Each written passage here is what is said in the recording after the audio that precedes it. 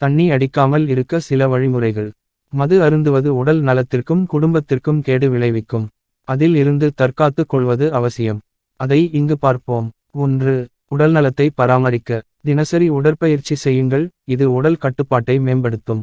ஆரோக்கியமான உணவுகளை சேர்த்து உடலை சுறுசுறுப்பாக வைத்துக் கொள்ளுங்கள். 2. மனநிலையை சீராக வைத்தல். தியானம் மற்றும் யோகா செய்யுங்கள். மனதை திசை திருப்புவதற்கான புதிய பொழுதுபோக்குகளை உருவாக்குங்கள். புத்தக வாசிப்பு, இசை கேட்பது போன்றவை. 3. தண்ணி அடிக்க தூண்டும் சூழல்களை தவிர்க்க.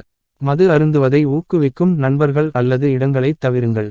தண்ணி அடிக்க தூண்டும் மனோபாவத்திலிருந்து விலக பசுமை தேசங்கள் அல்லது புத்துணர்வூட்டும் இடங்களுக்கு செல்லுங்கள். 4. சிறு மாற்றங்களை கொண்டு ஆரம்பிக்க. மது அருந்துவதை படிப்படியாக குறையுங்கள். குடிப்பதற்கு பதிலாக பழச்சாறுகள் அல்லது ஆரோக்கியமான பானங்களை பயன்படுத்துங்கள். 5. உறவுகள் மற்றும் ஆதரவு.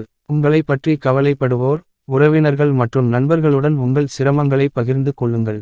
தேவையானால் ஆலோசகர் அல்லது நிபுணரின் உதவியை நாடுங்கள். நம்பிக்கை மற்றும் துணிச்சலுடன் இருக்குங்கள். உங்கள் வாழ்க்கையில் மாற்றத்தை நீங்கள் கண்டிப்பாக கொண்டு வர முடியும். தண்ணி அடிக்காமல் இருக்க மேலும் விரிவான செயல்பாடுகள். 1. உங்கள் வாழ்க்கையின் நோக்கத்தை புரிந்து கொள்வது. தன்னைத்தான் கேள்வி கேளுங்கள். ஏன் நான் மது அருந்துகிறேன்? வாழ்க்கையில் முக்கியமான இலக்குகளை நோக்கமாக வைத்துக்கொள்வது உதவிகரமாக இருக்கும். உங்கள் நேரத்தை பயனுள்ள செயல்களுக்கு செலவிடுங்கள். 2. மத சிந்தனைகள் அனுசரிக்க. மதங்கள் ரீதியான போதனைகளில் மது அருந்துவது தவறு என்று குறிப்பிடப்பட்டுள்ளது. இதை மனதில் வைத்து கடவுளின் வழியில் சென்று தங்கள் மன உறுதியை வளர்த்து கொள்ளுங்கள். தினசரி பிரார்த்தனையில் ஈடுபடுங்கள். நீங்கள் எந்த மதமாக இருந்தாலும் சரியே. 3. தன்னம்பிக்கை வளர்த்தல். தன்னம்பிக்கையை அதிகரிக்க சிறிய வெற்றிகளை கொண்டாடுங்கள். மது அருந்தாமல் ஒரு நாள் சென்றால் அதை ஒரு சாதனையாக கருதி தங்களை தானே கௌரவியுங்கள். நீங்கள் சாதித்ததை பதிவு செய்து தொடர்ந்து உங்கள் முன்னேற்றத்தை பாருங்கள். 4. மாற்று வழிகளை கண்டறிதல். உங்கள் வலிமைகளை புரிந்து கொண்டு புதிய கலைகள், சிற்பம், ஓவியம், பாரம்பரிய நடனம் போன்றவை கற்றுக்கொள்ளுங்கள்.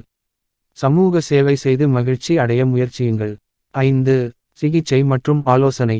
சில நேரங்களில் மருந்து மற்றும் மருத்துவ ஆலோசனை தேவைப்படும். சிறந்த மருத்துவரை அணுகுங்கள். மனநல நிபுணர்களுடன் ஆலோசனை பெறவும் தயங்க வேண்டாம். டிடாக்சிபிகேஷன், டீடாக்சிஃபிகேஷன் போன்ற சிகிச்சை முறைமைகள் பயனுள்ளதாக இருக்கும். 6. நெருங்கிய குடும்பத்தினருடன் ஆதரவை பெறுவது. உங்கள் வாழ்க்கையின் மாற்றத்தை அவர்களுடன் பகிர்ந்து கொள்ளுங்கள். அவர்களின் உதவி, காதல், ஆதரவு உங்கள் பயணத்தில் முக்கியமாக இருக்கும். 7. ஆரோக்கியத்தை முன்னிலைப்படுத்துதல். மது அருந்துவது உடலுக்கு ஏற்படும் தீமைகள் குறித்து தொடர்ந்து அறிந்து கொள்ளுங்கள்.